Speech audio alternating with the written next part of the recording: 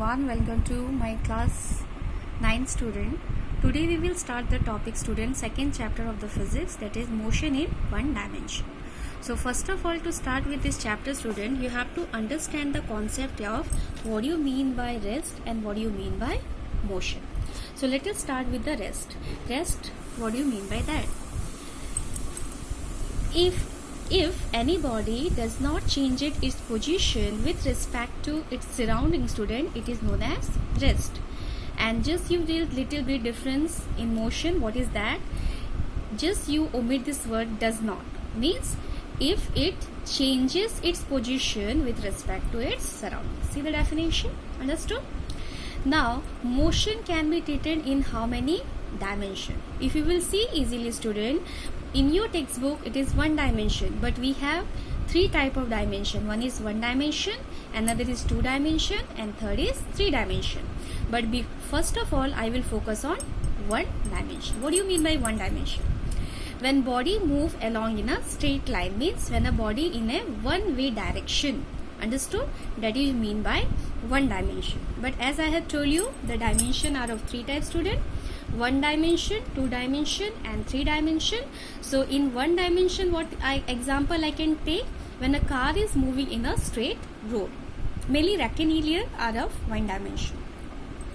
Now if you move to the two dimension, it is a curved path, means whenever body turns its path. And some simple example in the day-to-day life is when the planet revolves around the sun. So anything which can be moved in a circular or curved path, you can consider as two dimension. Now for the three dimension, means the body is leaving the ground, means it is something like in space. So that example can be taken as anything flying in the sky. Suppose the aeroplane is flying in the sky, that is the example of three dimension. Okay. Now we will move to the student motion and its form. So this is the first topic, that is what do you mean by distance and what do you mean by displacement. So distance is also known as path length because the distance depends upon the path.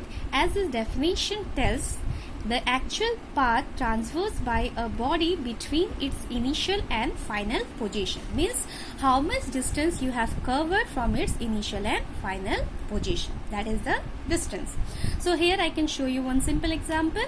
Suppose you are here and you want to come to this position. So the path what you have taken, my dear student, that is A to C and C to B. Again I will repeat, you want to come from position A to B, so you have taken the path from A to C and then C to B. So if you will add up these two, which is that AC plus CB, that you will get as a distance. Okay, I hope so distance concept you have understood. But now I will move to the displacement student. Okay, the change in the position of an object in a fixed direction. So here the important word is fixed direction, and this word I have not used in the distance. Means distance does not specify the direction of an object, but displacement specify the direction of an object.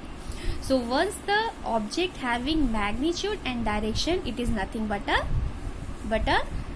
vector quantity. Okay, and it only have the magnitude, no direction specified. That's why if you can take or consider distance as a scalar quantity. Now you can see the difference. Suppose suppose you are standing near the gate of your school, and one student is moving like this to reach the class, and one student is moving like this to reach the class. So what do you think, who will reach faster, whether first student or second student? Suppose this is the path followed by first student and this is the path followed by second student. So if you will see, the path first is very longer, but the path second is very shorter. So the longer path you can take in as distance, and the shortest path you can take it as displacement. Now I will move which one is scalar and which is vector. As I have clearly mentioned you, the distance having magnitude, that is why it is a scalar quantity. But if you will see the displacement, it has a magnitude as well as the direction, so it can treat it as a vector quantity. If you compare this SI unit, distance and displacement student both have the same unit. if SI is meter and CGS is centimeter. But there is some difference between distance and displacement. What is that? Let us check out at a very faster rate. If you will focus on the student distance is always taken as positive, okay? But if you consider in the form of displacement, it can be negative, it can be positive. Two situations can be possible. Now second thing, distance depend upon the path follow, means what path you are taking, that is very much important for the distance, but that does not mean anything for the displacement, because displacement depend upon the position where you are previously and which position you have reached finally. Now this is the most important point for the distance and displacement. What is that? Suppose if distance is not 0, student, if displacement is 0, means distance may not be 0, but if displacement is 0, in the reverse form you can see it cannot be 0, means distance cannot be 0 if displacement is not 0. So these two things you have to understand clearly. So I will repeat my word, means may not be 0 distance if displacement is 0, but if cannot be 0 distance if displacement is not 0. But if you will see here, if 0 displacement is 0 if distance is 0, means if the distance becomes 0, student, ultimately the displacement will be 0. But it can be 0, means displacement if distance is not 0, means distance may be 0, distance may not be 0, but displacement can be 0 at any two state. Okay, now we will move to the speed and velocity. This is a little bit longer topic. So speed, as you already read in your smaller classes, student, let me go at the fast rate to understand this concept. So speed, normally you are studying in smaller classes distance by time, but as you are in class 9, you have to change the definition, student. You will think as speed is nothing but rate of change of position of an object with respect to time in any direction, means in speed there is no specification of the direction, but in velocity if you will change rate of change of position of an object with respect to time in a given direction. So here you can conclude which is a scalar, student, my dear student. As it does not have any direction, speed is a scalar quantity. It has a given specific direction, it is a vector quantity. Okay, now we will move to the type of speed, student. So if you will see, speed are of 3 type, or I can say 4 type. In book it is very short, it is given in instantaneous, but it is also very much important. So it is of 4 type. One is uniform, second is variable, third is average, and fourth is instantaneous. Now where is speed manner? We will move to the definition, student. Anything is uniform when you will say equal distance in equal interval of time. Okay, anything can be said uniform if it is cover equal distance in equal interval of time. But what is variable? See, you can see here equal distance mentioned, and here it is mentioned unequal distance. Okay, so whenever unequal distance in a equal interval of time. Clear to you? Okay. Now what is average? The total distance covered by an object in a total time taken. So here you have to take, suppose a body covering 1, 2, 3, 4 distance. So you have to take 1 plus 2 plus 3 plus 4. Okay, you have to add up all divided by all the time, what it is, t1 plus t2 plus t3, t4, like this you have to do for average. But here the most important, instantaneous. What is instant? Means when a speed of an object, see definition I have written for you, the speed of an object at a particular, or you can say the speed of an object at any particular instant of time. Means here time is very much important. At a very instant of time, student, the situation will be taken. So if anything at a very small instant of time is taking place, it is known as instantaneous speed. Okay, now I will move to the formula. So uniform speed you can write, student, distance by time. For variable you can write same formula, student, distance by time. But here something you will change for instantaneous. What is that? The distance covered by a body for a small interval of time by time taken. And what is the average? See here, the total distance covered by total time taken. So these 4 terms, student, you will face in the speed, in the velocity, in the acceleration. Now, I hope so you are understanding the concept, my dear. So you can continuously you see the video, so you will clarify. If any doubt, you can welcome to ask any doubt. Okay. Now, average speed. See, what is the formula of average speed? Already I have told you, total distance covered by total time. Now I will move to the velocity. Now, what do you mean by velocity, student? You remember the definition of speed. What is that? The rate of change of position of an object. I will review this definition, student. See, the rate of change of position of an object with respect to time in any direction. But what is velocity? In a given direction. Means here velocity is specified, means here direction is specified, but if this position direction is not specified. That's why speed is a scalar quantity and velocity is a vector. Okay.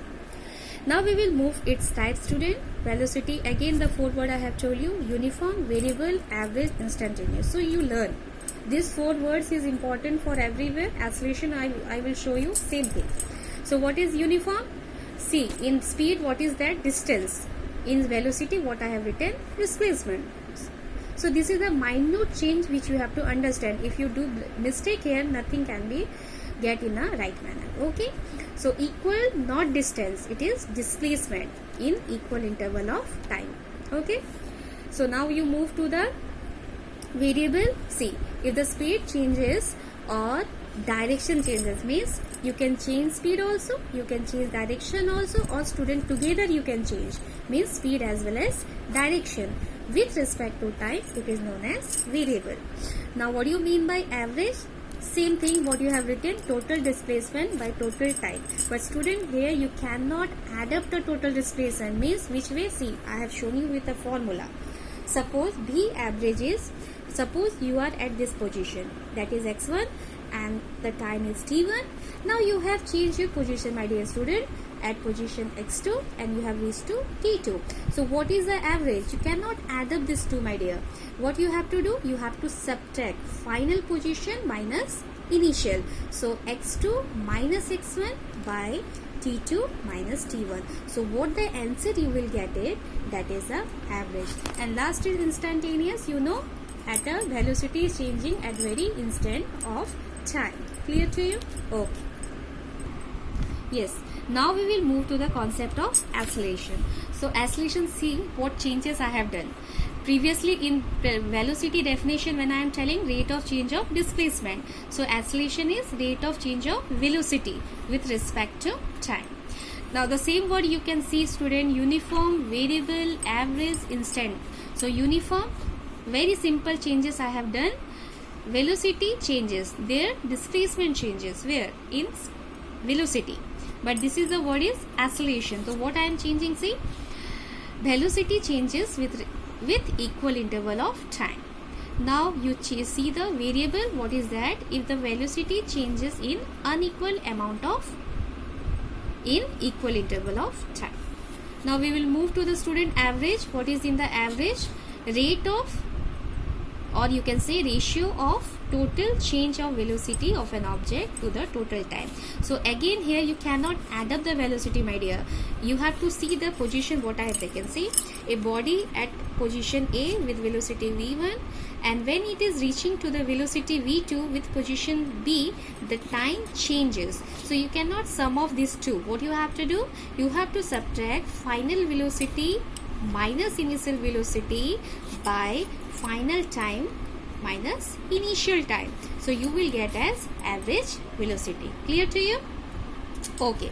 Now instantaneous definition, again you know the range of velocity at a given instant of time. But here the most important concept is acceleration. Again out of two terms, my dear. One is positive, another is negative. Positive acceleration is okay. Negative acceleration is also, you have heard the word, or you have may not be heard this word, that is retardation. Retardation means decreasing. So what do you mean by positive acceleration? If velocity increases with respect to time.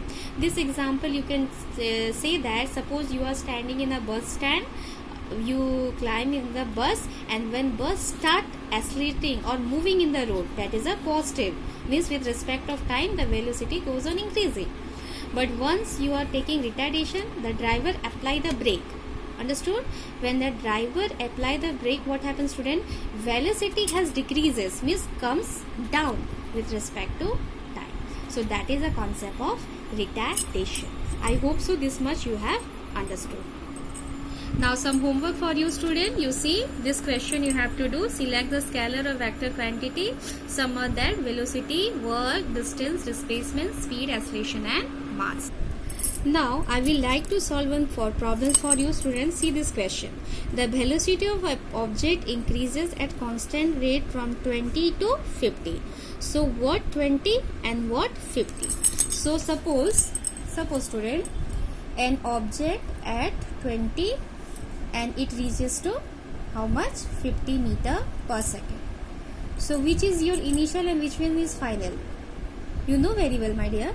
That is, the starting is initial, you can take as u, and ending is final, that is you taken as v. And what is the time taken? Time is 10 seconds. Okay. So what they have asked you in the question, find the this question, my dear, find the acceleration. So acceleration is nothing but final velocity minus initial velocity divided by time. So what is your final velocity? 50. What is your initial velocity? 20. And keep a bracket and write the unit. Unit is very much important. Divided by time is 10. So what is the answer? 30 by 10. What is that? 3 meter per second. So your acceleration is 3 meter per second. So like this, 3 meter per second square, because it is in down, it is second, right? Time.